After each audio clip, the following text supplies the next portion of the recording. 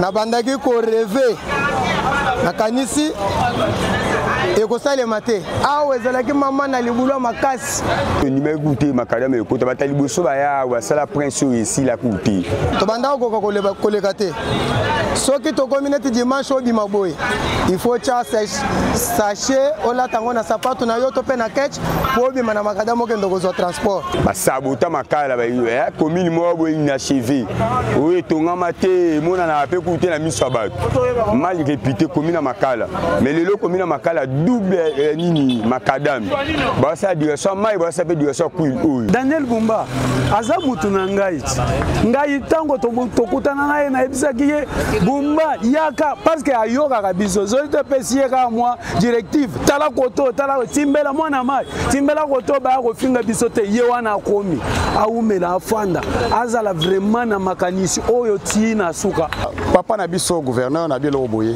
eza likanisa malamu oyo uti pa mokonza mboka kititi pa inaye ndenge vraiment azui molende nyonso eke ekokisamaka na lolengo na sepe mingi mais na kosenge loko moko eza que esila te soko moi chaque année banzile zo kotunga maka dans 10 ans c'est comme itoko mingi.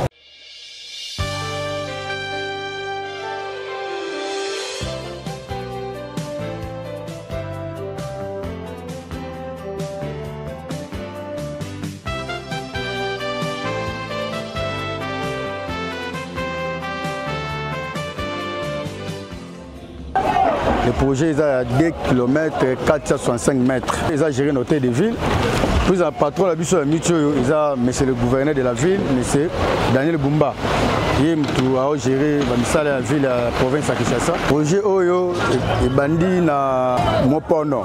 De Yolo, pour traverser l'avenue Kwilu, Kikwiti, après tu continues à Makala, tu l'équipe Manzengele, et qui est relié na avenue Université. Pour na ekindeti romprenga. Bon, précisément la mutuelle tu travaille mingi na tronçon Kwilu, avenue Kwilu, Kikwiti, Kwilu, ti Manzengele. Des problèmes de travaux de tout ça. Concernant les travaux, presque les travaux assainissement, nous sommes presque à la fin. Donc, nous sommes déjà depuis Kikwit, Manzengele, nous sommes presque à la fin. Awa, nous avons entamé maintenant la chaussée. Nous avons une excavation à chaussée. Donc, depuis que tu place dans le niveau de ça, tu traverses déjà la commune de Makala, tu sales presque 500 mètres. Oh, il y a chaussée, tu sales déjà. Tu excaves, après tu recharges, moi, on a assez. Tout ça, normalement, au niveau de Makala, tu as la chaussée rigide, tu as le béton. L'avantage de la chaussée rigide, c'est que ils ont béton d'abord pour le là. Mais là, avant, il y a des poules, avant, il y a des bébés, avant, il y a des bébés. C'est pourquoi l'avantage de la chaussée rigide déjà bien pour béton à béton. Et depuis Makala, ils ont Makala, ils ont Prince, ils ont Nzela Malamute. Donc, deuxièmement, il faut dégager Bisso au niveau de l'avenue université. Pour l'université, elle est trop chargée. Donc, il y a comme route secondaire. Donc, tout ça, la chaussée, il y a venu Kwilu. Tout ça, la chaussée, tout ça, déjà, venu Kimwenza. Donc, vous avez un avantage pour le peuple à l'aise.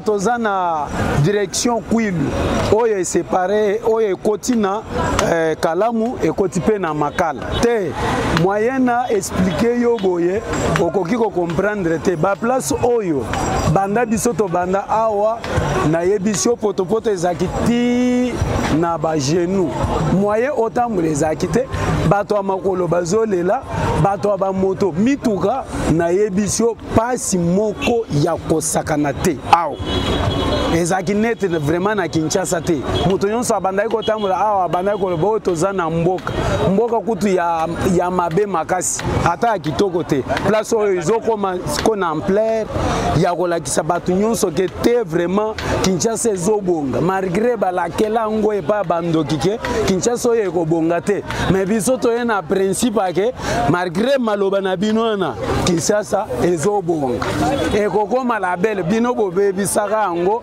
po boloba ke ezobonga te mais oyo ayi bosuki basalaka ba aventure na batu ou soit na ba misala mususu mais oyo bazwi vraiment motema ya kosala ngo pe kosilisi parce que vitesse otozomona bazomata nango ezomona na ata na misukete makamu nyonso eza ngo bien ezokende mati deja elingi kutu esila ngana koko epise oke tindenge komi boy biso tomoni ke toza deja na avantage Daniel Bumba aza mutu na ngai tango tokutana naye na ebisaki ye Bumba yaka parce que ayoka biso zolite pesiye ka moi directive tala koto tala timbela mwana mai timbela koto ba ko finga biso te ye wana komi aumela afanda azala vraiment na makanisi oyo tina suka tozala biso bien naza notable TV na vanda na Makala le problème qui est là ezani Makala ezalaki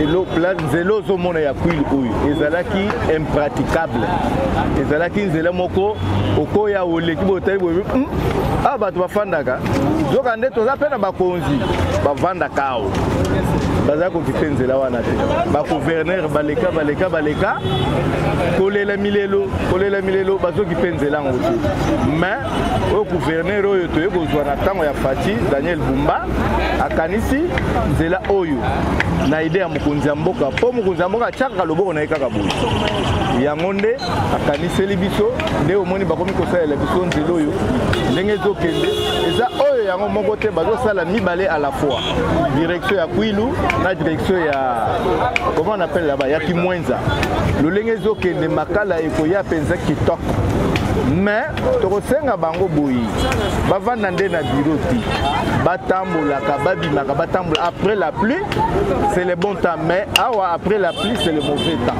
faut babima batambolaka bakotaka batale awa nini lokola ndenge mokonzi ya mboka ye moko atambolaki kote ya Gombe na Zambie tokosenga gouverneur o ndenge tozawa gouverneur faut abimaka atambolaka akotaka bantu toza na ba direction ya minene koto oyo ko faciliter l'embouteillage et diminuer tokosenga a continuer kaka na mosala wana mais ezala moins vitesse poto moni banzela mosusu neti nzela wana ya aso sayo tomoni etikala inachevé nzela ya mombeli etikala inachevé po tondima totia epenza maboko nyonso mibale likolo awa na Makala ntango tokomona mosala nyonso esa nini esili nde tozosenga ye abanda koya kovisite batiela biso beto batiela biso bamakadama na bango ya 1 centime wana te nabandaki koreve nakanisi ekosalema te awa ezalaki mama na libulu makasi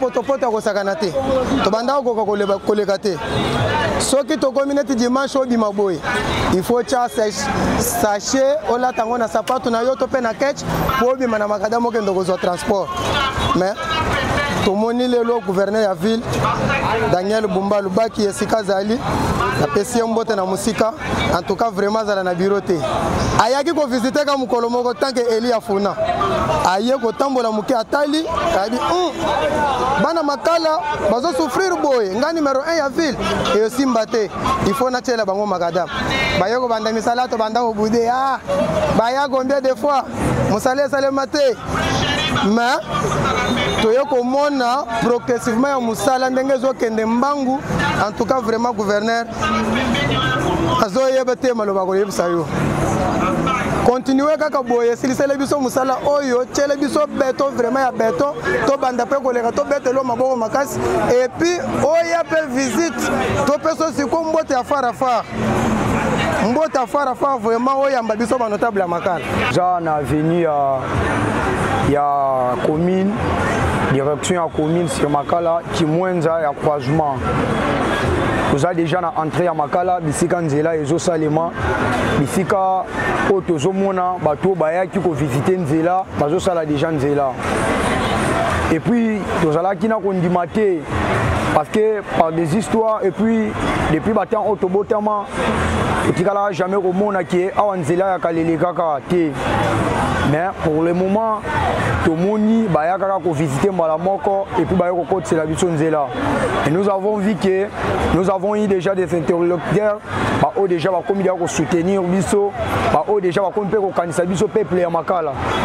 Parce que dans le moment où tu as nzela mibale o ya sir na musala ndenge zotambola c'est que la vidéo qui est nzela ya aussi là.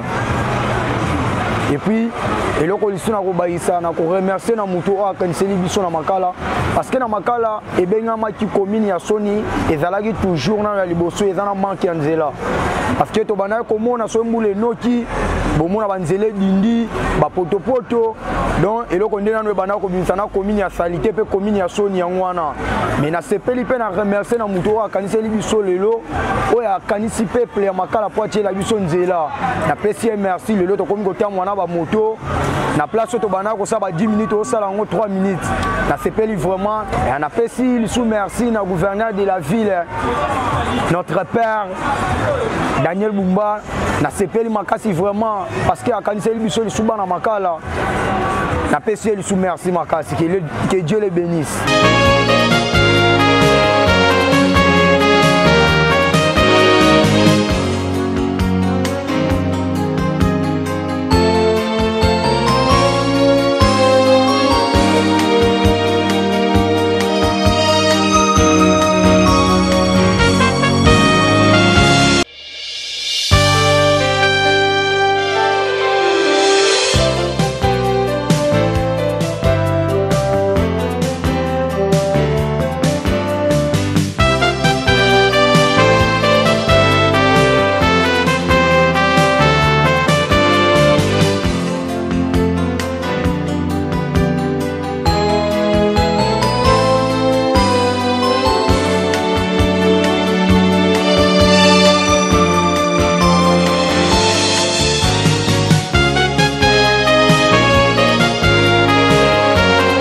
Salité makasi to bana ko kata o lekate ne se ba période ambula bo to bana ko lekate to za difficulté makasi mais to moni makadam yango ekoti to nimé goûter makadam ekoti batali boso ba ya wa sala prince ici la côté bosoto na bosoto mais tout to moni vraiment fatigué to chef de l'état a c'est makamomo bo ya kitoko makadam yango eselmi calme vraiment propre yango félicitations pour mokonzi mboka aumela vraiment aumela fatigué to aumela ça mais nzela o direction kuilu o ngeko kota prince te mais le direction ekoti prince to sepeli makasi ta le to tambola et sinon te mais to tambola calme le gouverneur de la ville vraiment le coup mon makasi aza vraiment mokonzi mboka vraiment ça va initiative va bien ça initiative va bien tout le monde ba œuvre ndenge salima to sepeli makasi to sepeli vraiment makasi ba leka ba sala le te neti makala o ba sabota makala ba commune mo bo inachevé o etonga mate mona na pe kuté na miso bato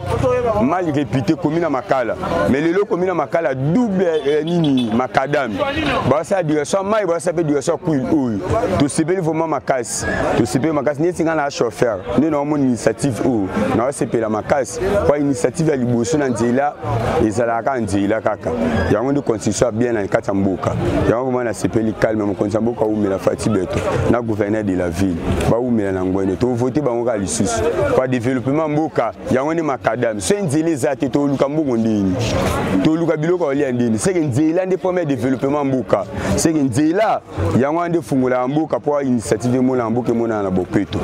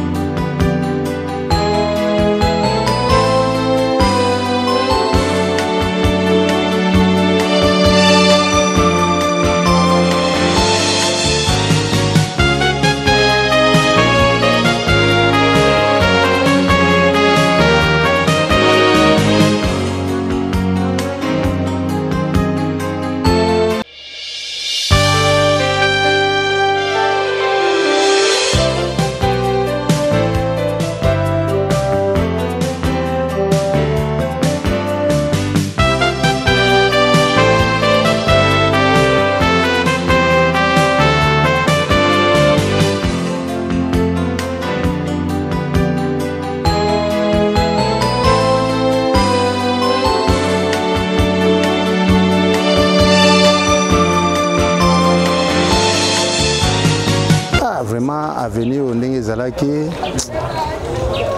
avenir moko bizarre, très bizarre, mais les locaux talandé comme les lona minito eza esengo makasi pona biso ba habitant ya makala zo sala esengo makasi kasi vraiment donc moya ko lobela ko mingi ezate puisque so eloko eza malamu ezo monana yango to sepela kaka. Bon, en tout cas, ils ont une initiative bien. Ceux qui vont continuer à faire bien, ils vont faire et le côté c'est que la gare mingi bangonio se base na idée madame ou la idée à gouverneur. Ils ont ça biso c'est pour na komona ndé makala ezalaki lelo makala toujours en tout cas le look bien ils ont ça la main il y a on est toujours sepela. C'est là où ezalaki mabe makasi. Donc il faut pas comprendre encore. Neto le kananzela oyo elaki mawa mingi. Soki mbule beti ata moto ata muta makolo ana difficulté leka. Et pourtant sa route principale où est passé na pas commune. Alors ils ont favorisé banda ku news acti au fait fond là. Tous en afasta roya parce que soki to na pas sur leka. Na misa to ko na retard. Mais soki to zo ya bien et to koma bien za malamu. Ya on va to na seconde mingi ba sala nzela oyo. Eza idée moko ya malamu et ko sala que même embouteillage na nzela oyo ya mpanzi wana et comme un peu dégagé par rapport à awa parce que sur les denz les oleka facilité za la malamu et que sunga biso mingi bato koto.